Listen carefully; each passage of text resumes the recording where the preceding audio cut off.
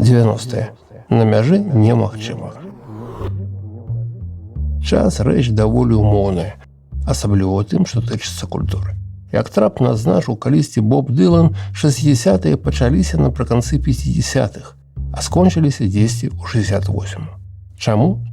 Таму, што стыль эпохі пазначаецца рухам крэатыву альбо ягонай вычарпанасцю, а зусім не каляндарным адлікам. Істотнае не пралічваецца, а здараецца, не прызначаецца, а адбываецца. Таму сапраўдная гісторыя незалежнага белкульту – гэта суплёт рэмейкаў і рэміксаў, памылак і адхіленняў, альянсаў ды разрываў, палётаў ды пралётаў, танцаў у ліфце і выхадаў у стратасферу. Як сказаў Сергей Мігалок, касмічны цырк аўтсайдераў. І ў гэтай фармулёўцы маем у комплексе водар выгнання і смак самазакаханасці. Два непазбежныя акцэнты белкульту новых часоў. Што адбылося ў 91-м? Фармальны развод. Савецкі Саюз лёг у труну і папрасіў больш яго не турбаваць. Разам з ім сышлі ў небыт камуністычная ідэалогія, дырэктыўная эканоміка і пралетарскі інтэрнацыяналізм. А таксама выкарыстанне культуры як ідэалагічнай зброі і прапагандысцкага рэсурсу. І мілы падзел культурніцкіх тэкстаў на нашыя і варожыя. Культурная сітуацыя тых часоў выявілася нелінейнай і непрадказальнай. І вось вам две навіны. Харошая і трывожная. Харошая. Афіцыйная культурная індустрыя безнадзейна састарэла і перайшла ў рэжым татальнага рэплею. Смеццевыя плыні дзяржаўнага крэатыву па інерцыі запаўнялі публічную прастору, але нічога не важылі, нікога не вабілі і займаліся механічным засваеннем бюджэтных сродкаў з фантомнымі вынікамі. Сэнсы скончыліся. Засталося аўтаматычнае пісьмо. Як казаў той Барыс Грабельшчыкоў, мы продолжаем петь, не заметив, что нас уже нет. Атрымалася, што можна жыць і без дзяржаўнай культуры. І гэта фактычна было запрашэннем у свабоду, квітком у час нуль. І тут да трывожнай навіны. Аншлага не адбылося. Альтэрнатыўная культура не здолела перамагчы, яна засталася прыгодамі прасунутай меншасці. І спрацавала як канцэптуальнае забеспячэнне моўных радыкалаў, стылістычных экстрэмістаў і непапраўных нацыянал-рамантыкаў. Ці варта было чакаць іншага? Як на мяне, не варта. Што замінала? Сам падыход да праблемы. Спробы будаваць нацыянальную свядомасць зверху былі нічым не горшыя, але і не лепшыя квазісавецкіх высілкаў дзяржаўнай культурніцкай адміністрацыі. У абодвух выпадках мэтай было выпраўленне калектыўнай душы нацыі, незалежна ад таго, як да гэтага ставіцца сама нацыя. Гэтая абыякавасць стала фатальнай для незалежнай альтэрнатывы. Сінхронна з дзяржаўнай культурай яна зрабілася неістотнай для шараговага спажыўца. Без яе таксама было можна жыць. Культурная прастора існавала ў несумяшальных рэгістрах, адміністратыўнай галюцынацыі інерцыйнага паддашку, падпольнае візіянерства альтэрнатыўнага мыслення, інтуітыўнае самавызначэнне несістэмнага падморку і хаатычнае зіхаценне культурніцкага рынку. Кожны рэгістр не меў патрэбы ў іншых. Кожны рэгістр не меў куды мяняцца. Адмысловая рыса беларускіх 90-х – канцэптуальнае візіянерства напалам з культурным плюралізмам. Кароткая перасменка паміж двумя цыкламі палітычнага аўтарытарызму. А яшчэ палявыя даследаванні культурніцкага смецця. Пазначым тут як смецце культурніцкі прадукт з цалкам вычарпаным патэнцыялам і нулявой інфармацыйнай вагай. І адзначым, што часам акурат смецце падаецца найлепшым доказам твайго існавання і нават крэатыўным рэсурсам. Так здарылася і ў наш час нуль. На старце незалежнай культуры вольнай краіны. Дзяржава Беларусь пачыналася з перагляду савецкай спадчыны. І гэта было цалкам зразумела. Іншага мінулага большасць проста не ведала. Але тут хавалася пэўная праблема і пэўны канфлікт.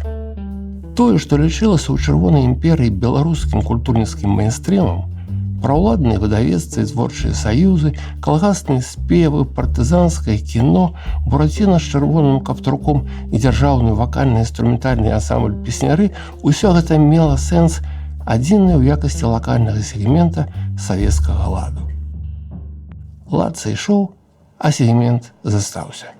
Як прывід падзеі, як рэха залежнасці. Чаму? Бо новая ўлада выявілася старой і ўпарта пачала жыць назад, не гледзячы на тое, што адбывалася побач. А побач ужо шаравала першая хваля беларускіх незалежных. Пакаленне свабоды. Генерацыя 0. Рок-н-рол на могілках імперыі. Адкуль яны прыйшлі, вядома ж, той самай імперыі. Але з невідавочных яе вымярэнняў, з асяродкаў ментальнай альтэрнатывы. Скажам больш дакладна, з творчых суполак да філасофскіх дыскусій, дысідэнцкіх колаў да фальклорных экспедыцый, з мастацкіх вучэльняў, студэнцкага самвыдату і музычных кватэрнікаў, з рамантычнай майстроўні і дзёрзкіх тутэйшых, з патаемных катакомбаў нацыянал-рамантызму. Зрэшты, досвед іншай несавецкай беларускасці існаваў заўсёды. Але акурат на мяжы 80-х і 90-х ён стаў сугучным трансфармацыям савецкай імперыі.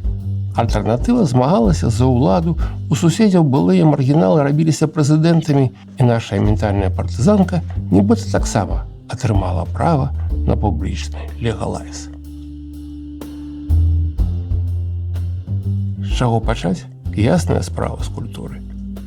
За савецкімі часамі філалагічныя, этнаграфічныя, літаратурныя практыкаванні былі найбольш бяспечнай формай існавання нацыянальных суполак. Паўставалі структуры, назапасіўся досвед, пазбіраліся кадры. Беларуская культурная рэвалюцыя паўстала ў адкрытай прасторы вольнага мыслення. Перамены адбываліся ў тэкстах.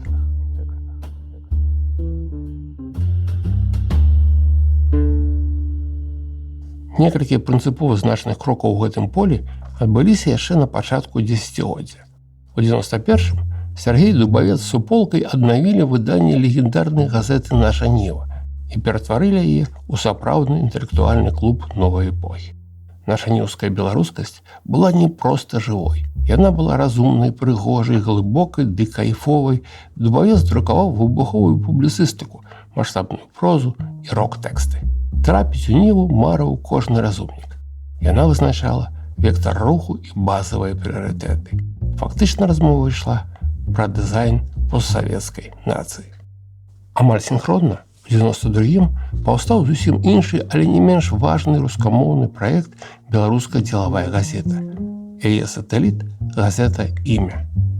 Ён упершыню аб'яднаў у адзінай медыйнай зоне палітыкаў, бізнэсоўцаў, інтэлектуалаў, творчай эліты, дзяржаўных службоўцаў і культурактывістаў. Выдавец, а потым і рэдактар Пётр Марцаў увасобіў узорную ролевую мадэль тых часоў.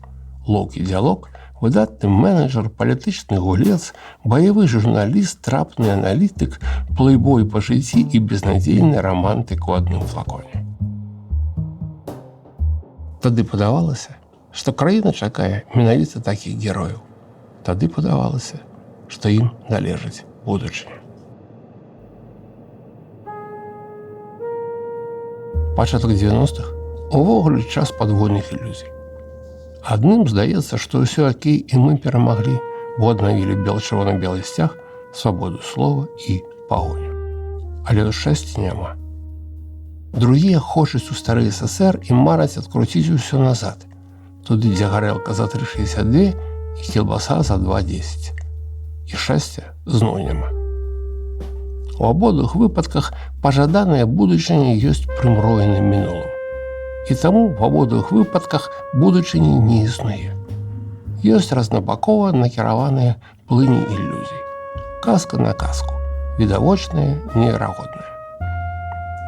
У такія часы сваё выглядае чужым, а чужое сваім. З 92-го экраннай адукацыяй менчукоў займалася Беларуская федэрацыя кінаклуб. Прыватная ініцыятыва 3 экранных актывістаў Святланы Саўчык, Георгія Гліка імені Максіма Жбанкова за 10 год працы на мінскіх пляцоўках загрузіла замежным кіно некалькі генерацый айчынных разумнікаў. У нашыя зорныя часы зала мінскага палаца прафсаюзаў збірала да 700 гледачоў. Публіка штурмавала залю, выціскала шкло ў шыбах. «Макс, гэта як на Rolling Stones!» у захапленні крычаў перакладчык-сінхраніст. Я не спрачаўся. Гэта была чыстая культурніцкая інтэрвенцыя. Ін'екцыя еўрапейскасці з непрадказальнымі наступствамі. Нешта падобнае рабіў у той час на тэлебачанні Сергей Філімонаў. Праграма «Відзьмо, не відзьмо» пачыналася як агляд навінак відэарынку і паступова набыла статус сапраўднага лоцмана ў акіяне глобальнай поп-культуры. Але ж, напэўна, найважнейшая падзея пачатку дзесяцігоддзя – выбух музычнай альтэрнатывы. Новая нацыя засвойвала актуальныя фарматы. Са спазненнем гадоў на 20 вынаходзіла тое, чым свет перахварэў у 60-х – моц гітарнага драйву і смелых тэкстаў. У 90-м всесаюзная фірма «Мелодыя» выдала альбом «28-я зорка» гурта «Мроя». Падзея па тых часоў для незалежных артыстаў амаль неверагодная. Далей болей. У 91-м «Мелодыя» друкуе плытку амбітнага гурта «Уліс Чужаніца». Дзяржава каштавала альтэрнатыву і спрабавала кантраляваць попыт. Але гэта ўжо было не надта істотна. Пайшла хваля прыватнага магнітафоннага самвыдату, і свежая музыка трапляла наўпрост да тых, хто хацеў свайго. Мітынгі спявалі пратэз-зонгі. Рокменаў пазнавалі на вуліцах. Рок падаваўся галоўным сродкам непасрэднай камунікацыі з новай Беларусю. Вакол рок-н-рольных герояў тусавалі мастакі, літаратары, фатографы, паэты, дызайнеры. Бяспрэчны фронтмен гэтага руху, нястомны Міхал Непадыстаў, рабіў вокладкі да дыскаў, пісаў рок-тэксты, маляваў плакаты, перакладаў польскіх панкаў, вынаходзіў візуальныя канцэпты, а далей, ужо ў нулявых і дзесятых, выкладаў асновы дызайну, даследаваў колеры Беларусі, займаўся прамоцыяй белкульту ў замежжы. Усё гэта быў стыль Беларусі. Усё гэта быў рок-н-рол. І свежыя маладзёны ўжо падключалі гітары. У 91-м стартавала блюзовая крама Ігора Варашкевіча. Кася Камоцкая узначаліла артыстычнае новае неба. У 92-м першы альбом выдаў саркастычны лірычны гарадзенец Віктар Шалкевіч, рыхтаваў перазагрузку олдскульнай мроі ў оранжавай НРМ Лявон Вольскі. Рок-тэксты пісалі самыя гучныя з маладых паэтаў, ад Бабкова і Глобуса да Сыса і Непадыстава. Гэта была больш, чым літаратура. І тое, што ставіла мазгі лепш за вулічныя маршы. Электрычная шыза атрымала законны статус голасу нашай незалежнасці. І для мяне найлепшым адчынным зонгам усіх часоў дагэтуль застаецца трэк з 90-га «Улісаўскае радыё Свабода». Рок-н-рол не хлусіць. Музыка адзінае, што не падманвае ў нашых успамінах. Яна стабільна застаецца роўнай самой сабе. Суімерна нашым надзеям, адпаведна расчараванням.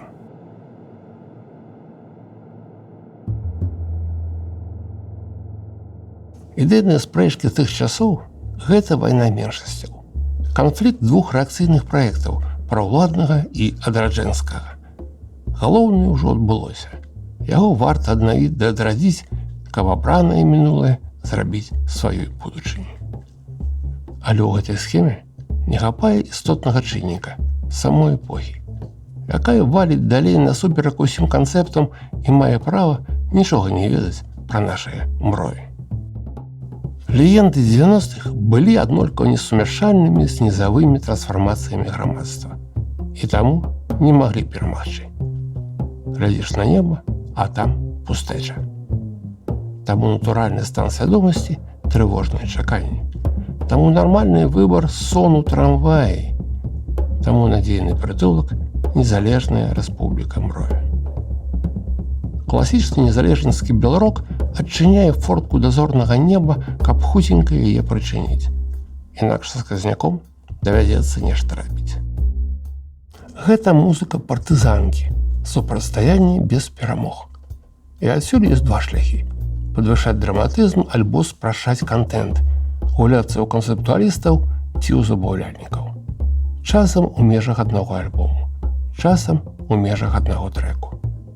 Новыя тэхнікі выжывання ў цьмяныя часы задуменнай краіны, прыкол і фальклор. У 96-м запускаюцца два важныя праекты нулявых. Па-першае, выходзіць дэбютны альбом «Ранятае сердце» адвязаных арлапанаў Ляпіс Трубецкі.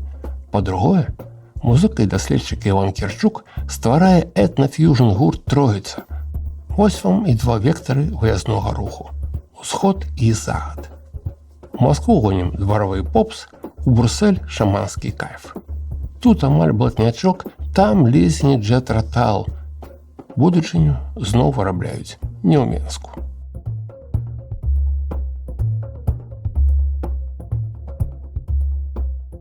Дзевяностыя амаль дакладна дзеляць папалам надыход першага беларускага прэзідэнту, а таксама лёсаносныя рэферэндумы 95-го і 96-го. Крэпкі хазяйственнік Лукашенка раскручвае кола падзеяў на свой капыл. Вяртанне савецкай дзяржаўнай сімволікі, змены ў Канстытуцыі, руская мова робіцца дзяржаўнай, мроі больш не працуюць. Надзеяў няма. У 96-м пачынаюць працаваць так званыя чорныя спісы, пералік непажаданых выканаўцаў. Сярод першых па забарону эфіру трапляе Кася Камоцкая з вострым трэкам «Прэзідэнт, ідзі дамоў». Запускаецца машына культурніцкай цэнзуры. Самыя актыўныя з'язджаюць альбо хаваюцца ў цень. Гады нацыянал-рамантызму сыходзяць у нябыт. Кароткая культурная адлега знікае на карысць прымусовага кіравання палётам. Новая гульня завецца рэпрэсіўнае адміністраванне. У сярэдзіне 90-х вертыкаль айчыннай культуры неадваротна пераходзіць з умоўна дэмакратычных на безумоўна аўтарытарныя рэйкі. Па сутнасці вяртаецца культурніцкая палітыка савецкіх часоў. Культурніцкія ўстановы працуюць як база выхавання дзяржаўнага чалавечага рэсурсу і кузня ідэалагічных кадраў. Дзяржава бярэ пад кантроль усе асноўныя культурніцкія інстытуцыі, структуры распаўсюду, адукацыйныя установы і інфармацыйныя каналы. Працоўны слоган, дысцыпліна і парадак. Маргіналы тут больш не ходзяць. У падобным раскладзе альтэрнатыўная культура выглядае праблемай і недарэчнасцю. Яна практычна выціснута з публічнага поля і губляе ўплыў на грамадскія працэсы. Што рабіць? Рухацца ніжэй радараў. Так паўстае новае культурнае падполле. Беларускі інтэлектуальны андэрграунд канца 20-го стагоддзя. Партызанка вяртаецца. Зрэшты, яна ніколі і не сыходзіла. Другая палова 90-х – часы структурнага будаўніцтва альтэрнатыўнай культурнай прасторы. Місію нябачнага універсітэта 98-го выконваў беларускі калегіум. Яго заснавала суполка беларускіх інтэлектуалаў на чале з Алесем Антіпенкам, Ігорам Бабковым, Захарам Шыбекам і Вольгай Караткевіч. 3 напрамкі – гісторыя, журналістыка, філазофія і літаратура.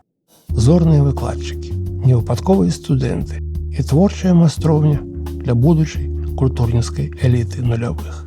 Безумоўнай падзеяй і характэрнай тэндэнцыяй другой паловы 90-х было з'яўленне асяродку беларускамоўных аўтараў інтэлектуальнай эсеістыкі. Кропка адліку 96-й. Валер Булгакаў і Ігор Бабкоў запускаюць інтэлектуальны часопіс «Фрагменты». Праз 2 гады выходзіць дэбютная кніга Валентина Акудовіча «Мяне няма. Роздумы на руінах чалавека». І гэта першасны накід якасна новай мадэлі беларускага мыслення. З 98-го выходзіць часопіс «Археапачатак». Свае першыя кніжкі выдаюць Ігор Бабкоў, Міхась Баярын, Сергей Санькоў, Юрась Барысевіч, актыўна друкуецца Владзімір Мацкевіч. Айчынная думка набірае крытычную масу праз пераадоленне інерцыі акадэмізму. Вольныя фарматы выказвання і культура крытычнага мыслення, эмацыйны драйв напалам з культурай нязгоды робяць новых аўтараў рухавікамі трансфармацый ментальнай прасторы. Посткласічныя айчынныя разумнікі уваходзяць у замежны кантэкст і робяцца заўважнымі. Беларускі інтэлектуалізм паслядоўна набірае вагу, тэрміналогію і канцэптуальную моц. Аднак найбольш утульна адчувае сябе ў фармаце закрытых семінараў і прыватных імпрэз. Застаецца нябачным для большасці суайчыннікаў і замацоўвае свой статус ціхіх гульняў дасведчанай меншасці. З іншага боку, да беларускай справы падышоў мастак ды літаратар, а тады яшчэ і рок-журналіст Адам Глобус. Выдатны бізнесмен, выдавецкі авантурыст, бібліяман, знаўца японскай паэзіі, майстар серыйнага крыміналу і культурніцкі правакатар. Глобус выклікаў у 94-м літаратурны скандал сваёй кніжкай «Дамавік Амірон», калекцыяй эратычных апавяданняў з не менш эратычнымі малюнкамі аўтара. Цнатлівы Белкуль дакладна не ведаў большасці гэтых сюжэтаў і гэтых слоў. Падзея адбылася. Пачэсты статус бацькі айчыннага порна нарэшце знайшоў героя. А зараз пра галоўнае з 90-х. Спалучэнне трывожнага кантэксту, палітычнага ціску, канспіратыўнай харэаграфіі, стылістычнага пошуку, еўрапейскага досведу і новых тэхнік прамаўлення спрыяе актывізацыі творчага самавызначэння. І тут варта адзначыць фантастычны народны альбом. На маю думку, найвышэйшае дасягненне культуры 90-х. Драматычны аўтапартрэт памежнай нацыі, рух праз войны і рэвалюцыі, сямейны альбом з прастрэленай наскрозь вокладкай. Тут усё як трэба, усё, што трэба. Вершы Міхала Непадыстава, летуценныя музычныя пасажы Лявона Вольскага з брыгадай, найлепшыя людзі лакальнай рок-сцэны ля мікрафонаў, стылістычны хаос і дэманстратыўна нядбайная манера падачы. Карацей, адвязна, кранальна і безнадзейна праўкрасна. Безумоўны шэдэўр, які не патрабуе дапрацовак, перазапісаў ды выпраўленняў, абсалютны маст для ўсіх, хто ў тэме. А калі не, тым больш. Наша мова, наша справа, наша зброя. Іншае вымярэнне культурнай сітуацыі пазначыла распрацоўка канцэпту партызан. Усё пачыналася як іранічны багенны рэмікс прапагандысцкай казкі пра партызанскую рэспубліку. А з бегам часу апынулася трапным пазначэннем рэальнага статусу герояў незалежнасці. У зонгах Вольскага з НРМ узору 97-га гэтая тэма гучыць амаль парадыйна. Відаць, што зноўку давядзецца адкапаць кулямёт, відаць, што зноў давядзецца страляць. Але ўжо ў тэкстах Бабкова і Клінава партызан робіцца працоўным тэрмінам для пазначэння культурнай іншасці. А Валентин Кудовіч увогуле азначае, што партызан – гэта анталагічная сутнасць беларуса. Адноўлены статус культур партызана пачынае асэнсоўвацца творцамі як выклік і праблема. Гэта радзіма, дзетка. Мы жывем на мяжы. Мы ідзем па нажы. І вось тут час на чарговыя вынікі. Пазначым 3 вядучыя трэнды 90-х. Першы – татальная дэвальвацыя праўладнай культуры з пераходам у пашыраную вытворчасць інфармацыйнага смецця. Другі – легалайз альтэрнатывы і фармаванне альтэрнатыўных эліт. Трэці – нахлёст шумавога мейнстрыму і нацыянал-рамантызму. Гэта логіка камікадзе, дзе агучка публічнай прасторы адбываецца праз культурніцкую агрэсію, дзе кожны спрабуе перакрыць вяшчанне супраціўніка, хай сабе і праз знішчэнне ўласнага сігналу. Шумовыя плыні набіраюць моц, нас засыпаюць рэшткамі канцэптаў і прапагандысцкімі штампамі. Рэзка падвышаецца засмечанасць культурнай прасторы, і гэта канчаткова пазбаўляе масоўку уцямных арыентыраў існавання. Беларускія як бы крымінальныя 90-е былі вельмі кароткімі. Гэта быў перыяд да першага рэферэндуму 95-го, час, калі спрабавалі адбудоўвацца структуры незалежнага беларускага бізнесу і перадзел маёмасці. У Расіі і ўвогуле на большай частцы постсавецкай прасторы падобныя змены забяспечылі дэканструкцыю пэўнага стану грамадства і пэўнага стану свядомасці. У нас гэты працэс быў не завершаны. Усё толькі пачало мяняцца. але абяцанне новага дызайну грамадства было перакрэсленае новым палітычным парадкам і надыходам калгаснага менеджменту. Радзіма відавочна стала на паўзу. Усё аднолькава умоўна, усё аднолькава слаба істотна.